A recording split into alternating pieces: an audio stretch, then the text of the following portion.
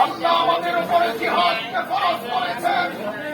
রব্বুল আলামিন আমাদেরকে পৃথিবীতে খলিফা বানিয়ে পাঠিয়েছেন শুধুমাত্র নিজের চিন্তা করবার জন্য নয়, বরং বিশ্বব্যাপী মুসলমানরা যেখানে আক্রান্ত হবে মুসলমানদের পাশে দাঁড়াবার জন্য আমাদেরকে প্রস্তুত হতে হবে। ঠিক কিনা?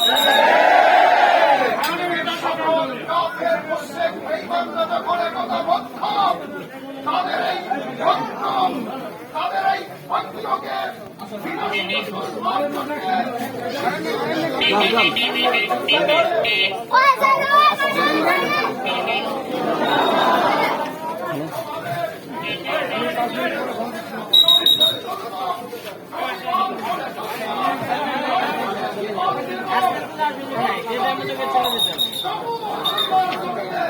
আল্লাহর দ্বীনকে আমরা কায়েম করে ছাড়বো ইনশাআল্লাহ।